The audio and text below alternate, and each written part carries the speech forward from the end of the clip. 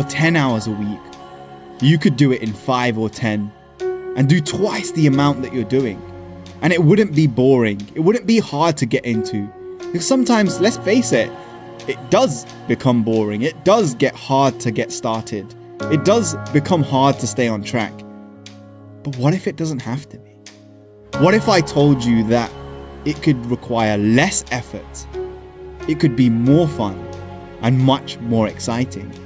In this video, I'm going to explain for you 11 ways that you can do exactly that, how you can learn to study smart. And this is something that if you follow this process, if you stick with it, it's going to win you the respect and admiration of everyone around you, the teachers that are helping you to get the grades that you want, the students in the classroom that you sit next to, but also, most of all, the person that looks back at you in the mirror every single day. So let's get into it. The first thing that great students do when it comes to studying smart is scheduling their study sessions, breaking their time down.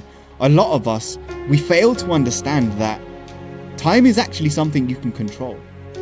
What do I mean by this? Well, what I mean is you have 24 hours in a day, 86,400 seconds. And the person who has planned and prepared every single one of those to the best of their ability, they're going to get more out of their time. So the first thing you need to sit down and do is schedule throughout the week, from Monday to Friday, on Saturday and Sunday, in your evenings, in your mornings, in your breaks between lessons. What studying are you going to do? Which topic are you going to focus on?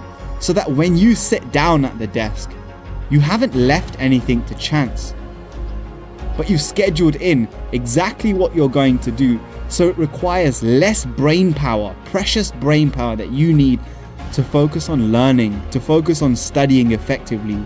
It's not used up in deciding what you're going to do, how you're going to do it. It's already laid out for you. I want you to imagine the life of an athlete, the life of a boxer preparing for his final fight. They don't leave these things to chance. Their meals, their training regimen, the things that they need to work on has been planned beforehand, and you can use the people around you to help you do that.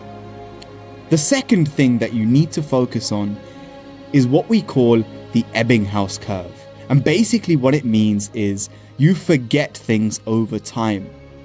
So if you learn something today, tomorrow you may remember 50% of it. The day after you may remember 25%. And within a week, you might only remember 5%. That's the way that your brain works. The quicker you understand this, the quicker you can factor this in to your studying regimen. So let's take a look at this. You use a technique called spaced repetition. So if you study a topic on day 1, you want to come back to it on day 3, day 5, day 7, and space your repetition out. The more you repeat things, the deeper the memory becomes. And that brings us to the next tip, which is depth of processing. When you take in information, if you want to remember it more effectively, a very powerful way of doing this is to remix that, is to change that information. So if you're looking at information in a textbook, think of a rhyme, think of a pattern, maybe make a video, maybe make a colored diagram, an illustration to help you to change that information, to help you remember it at a deeper level. You don't just want to read it and study it and then regurgitate. You want to change it in some way. So the next thing is get to your spot. And what I mean by this is, what is the space, the place, the environment that you're the most productive in, that you're the most focused in? One of the things that we forget as human beings is that we are influenced by our environments. The kind of student that you are in your classroom is different to the kind of student that you're going to be in your bed. When you're under the covers and you've got your laptop on your lap, you're going to be more productive in one area than another. So find out what that is for you and make sure you get to that spot as quickly as possible. Most of the difficulty when it comes to studying is not in the studying itself. It's in the activation energy required. I talked about this in the previous video that I did with this channel. go ahead and go and check that one out.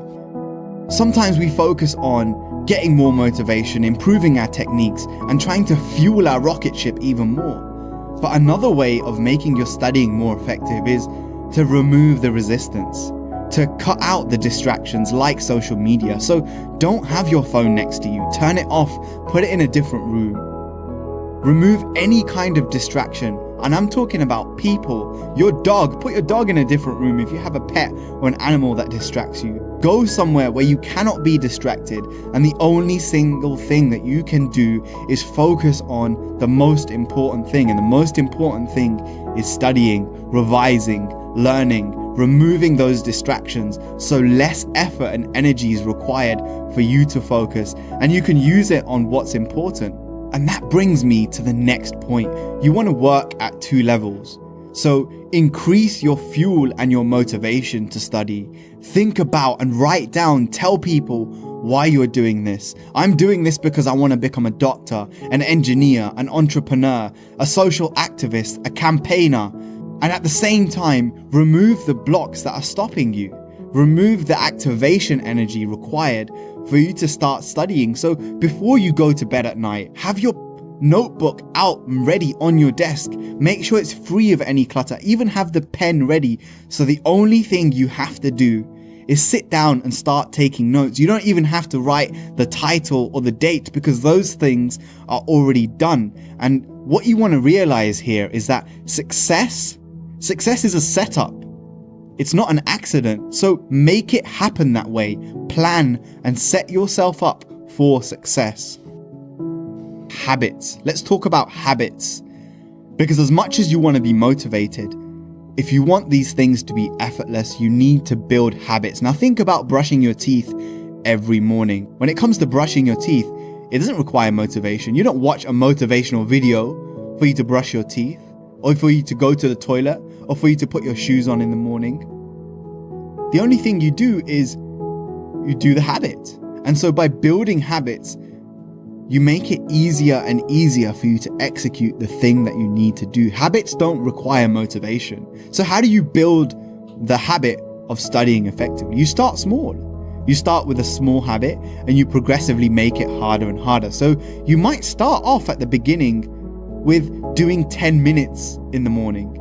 And then your goal is simply to be consistent for 2 weeks, just studying 10 minutes every morning, very focused, very effective. And then you make it 15 minutes, 2 weeks again, very focused, very effective. And then you move to 20 minutes. And the next thing you know, you're doing 2 hours every single morning before you even get to school, college, or university. And you graduate your habits gradually over time. The problem that a lot of us have is we try and do too many things at once, focus on one thing. And that brings me to my next point. Know what it is that you're looking for when it comes to revision, when it comes to studying. So be smart about it. You don't have to learn everything. The examiner, the teacher in the classroom, know what it is that they are looking for. Play the game, because this studying game that you're in right now, this period of your life, some of the things that you're learning are functional, and some of the things that you're learning are lifelong practical things. So know the difference. If there is something that you need the examiner to see, if there is a way that you need to present your essays, if there's a way that you need to present the information, give it to them that way. Hard work is going to beat talent when talent doesn't work hard, which brings me to my next point. It's not just about your genetics. It's not just about what you're capable of. You might be the smartest student in that classroom, just like I was, but if you don't work just as hard as the 20, 30 other people in that room, they're going to beat you. They're going to destroy you. And when it comes to that day at the exam, they put in more hours than you. They studied better than you. They looked at past papers. They spoke to other students about what they needed to do. And they were just sharper when it came to that moment, like a samurai who keeps his sword sharp. When the moment came to strike, they didn't hesitate. They only needed one opportunity. And I want you to be as sharp as you possibly can. So focus on putting in the hours. So we got 2 more points left. And these are probably the most important. I need you to really hear me now.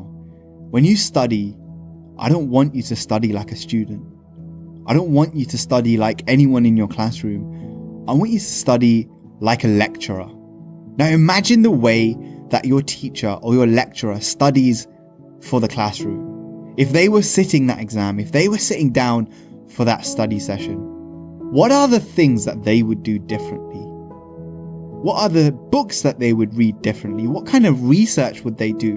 And really get yourself into their shoes, into their mindset, because that's what's going to take you 10x forward. It's going to take you 10 steps further than you are at the moment. If you think like a beginner, you're going to prepare like a beginner. But if you learn to think like a master, like the lecturer, like the person who's teaching everybody else, what level of preparation would that require?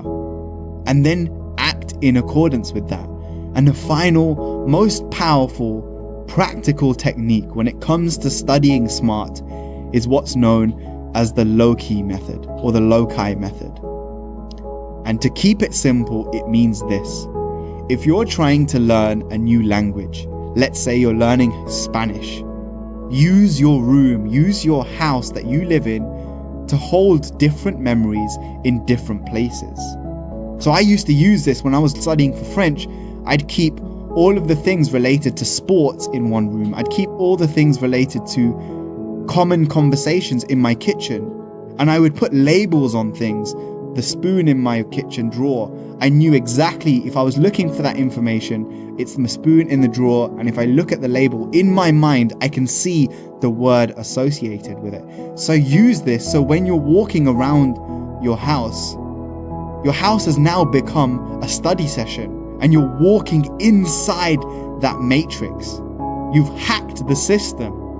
So even when you're sitting down to have dinner and you look up, you can see the revision notes for that module that you found difficult. And every single day, you're coming back to what I talked about at the beginning of this video, that spaced repetition. You're repeating what you need to remember again and again, and you've got that depth of processing. The reason this is powerful is because you've created an immersive studying experience, and that's what the greats do. There is no line between studying and not studying. There is no off switch. There's just different levels of immersion. So imagine if you were living in your textbook and you made your physical environment a representation of all the things that you need to learn. You're walking around in this palace of information. And I want to leave you with the most powerful quote of all when it comes to education. There is no end to education. There is no end to the things you learn. It's not that you read a book, you pass the exam, and that's it, you're finished. The whole of your life, from the moment you're born to the moment that you die, is a process of learning. So if you can apply the things here, you schedule your learning, you schedule what you're going to learn when.